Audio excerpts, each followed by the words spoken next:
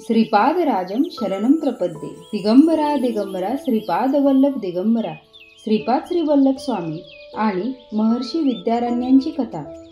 एकदा पीठिकापुरास एका अवधूताचे आगमन झाले।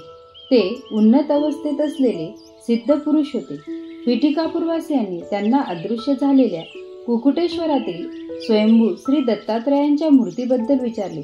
त्यावेळी ते सिद्ध पुरुष म्हणाले, हे दत्त भक्तांनो, श्री दत्त सकळ पुण्यक्षेत्रात स्नान करून सध्या एका नदीत आहे।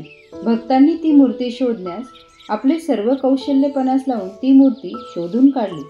मूर्तीच्या मिळण्याने समस्त पीठिकापूरवासियांना अत्यंत आनंद झाला।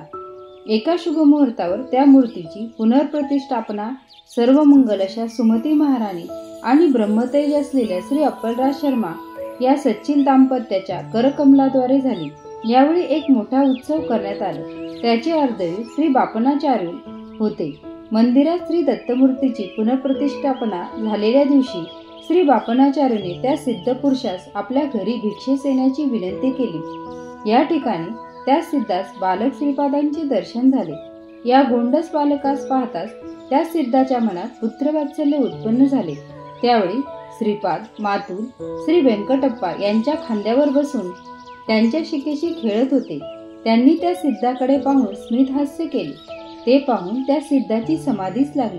समाधीतून बाहेर आल्यानंतर श्रीपाद त्यांना म्हणाले, माधवा, तुझ्या इच्छेप्रमाणे हिंदू साम्राज्याची स्थापना माझे वय 16 वर्षाचे झाल्यावर बुक्कराय करतील। तू हरिहर बुक्करा यांच्या पाठीशी सदैव असले पाहिजे। विद्यारण्य महर्षी या नावाने तुझी सर्वकडे ख्याती होईल। तुझे सहोदर सायणाचार्य यांच्या वंशात येणाऱ्या शताब्दीतील गोविंद दीक्षित जन्म घेणार आहे। तो गोविंद दीक्षित अन्य कोणी नसून तूच असशील।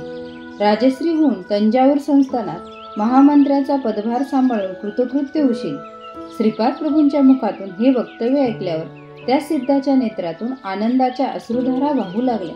त्याने वात्सल्य भावाने श्रीपादास आपल्या मांडीवर बसवले। त्यावेळी श्रीपादांनी त्या सिद्धाच्या चरणाचे वंदन केले।